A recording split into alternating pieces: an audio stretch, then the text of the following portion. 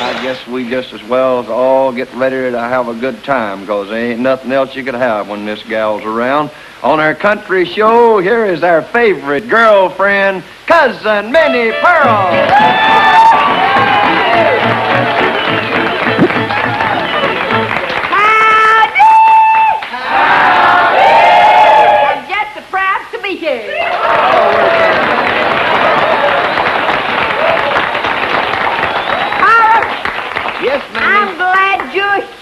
There was a feller grabbed me out there just now and kissed me.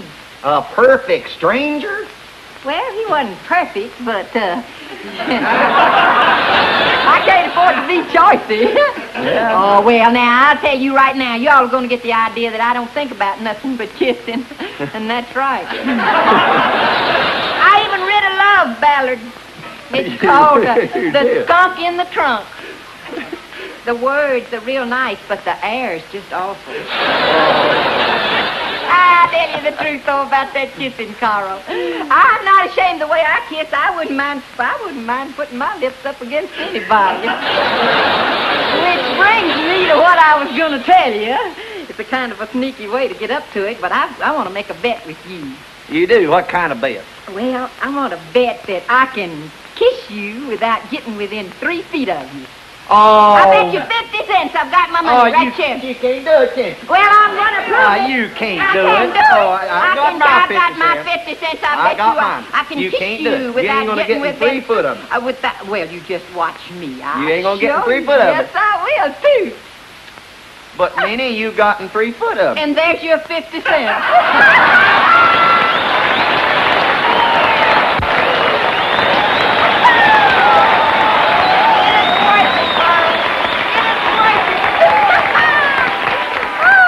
Boy, you a mess, Minnie. What's been going on down there at Grinder Switch League? Oh, well, I was trying to bring that up. I'm sure embarrassed. I'm mortified. Is that right? That brother of mine. Oh, he just embarrasses me. You know what he done? There's a little old boy, the Orson Tuckles, you know, they live next door to us. Yeah. They've got 16 young'uns. She had 16 young'uns all together. Well, not all together. She had them one at a time. Well, they live next door, and that littlest one they've got. Oh, that's the meanest little young'un I ever seen. You could throw him in the water, he'd float upstream. He come by the house yesterday, he had his hand all just clutched up like that, and he said to my brother, he said, see there, I got a nickel in here. That's what my mammy give me if I'd quit saying an ugly word. Then she give me a nickel. Brother said, what was the word?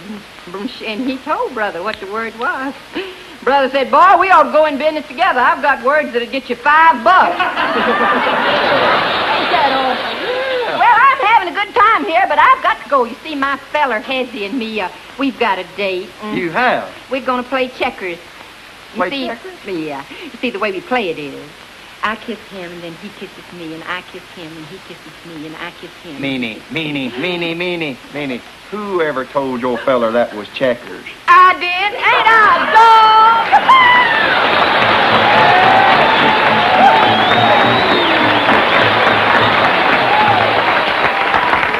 You can't hardly beat these kids from North Carolina when it comes to some fine square dancing. So let's turn them loose right now. It's the North Carolina Cloggers.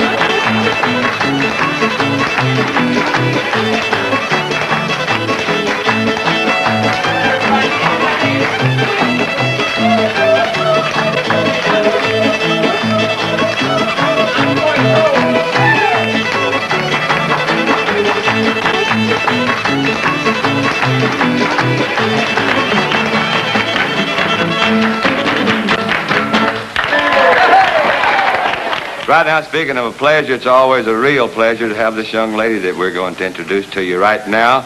Actually, she doesn't need an introduction of any kind because you know her just about as well as we do. She's one of our favorite girlfriends from Grinder Switch, Tennessee, the one and only cousin Minnie Pearl.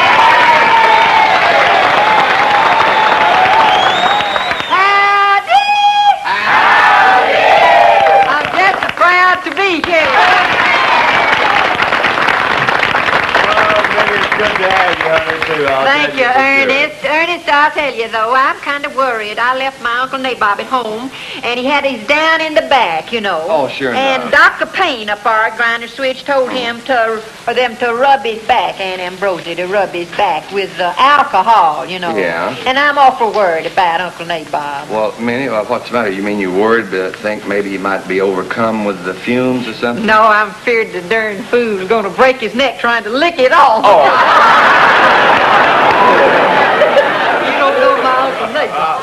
I got an idea about him now. Well, he's got excellent aim, but no ammunition. Oh. Well, sir, I'd like to tell you, though, Ernest, that my cousin Elmer, you know Uncle Nabob's boy that's come home from over in the South Pacific. Oh, yeah, I remember you telling me about it. He come home from the South Pacific, and he brought home a live kangaroo.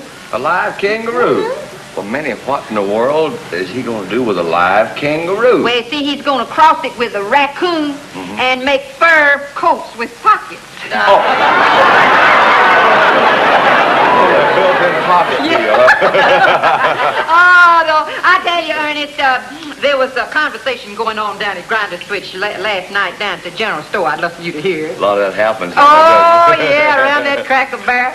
You know, there was Grandpappy Bustrom, and he's 102. Yeah. And there's Lem Perkins, and he's 95. And Steve Tuckett, he's about 86 or 70. Just youngsters, They're huh? just youngsters, yeah. They're talking about who they'd like to be buried alongside of when they die. And so one of them said he'd love to be buried alongside of Stonewall Jackson. Stonewall Jackson? Yeah, and the other one said he'd love to be buried alongside of Andrew Jackson. And old Grandpappy Bustrom, he said he'd love to be buried alongside of Marilyn Monroe. And they said, but Grandpappy, she ain't dead yet. He said, you're telling me.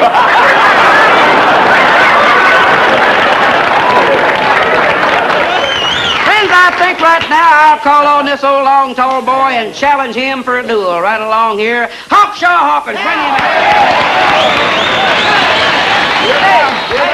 Hey, Hawkshaw. Yes? You're the kind of feller I like to pick on. You know like that? to pick on me? That's right. Do you want to fight me? It don't make no difference to me. Go Get ahead. boy, watch Go it. ahead. Watch Just it. go ahead. Watch that. Now are you through? You better sing. Are you through?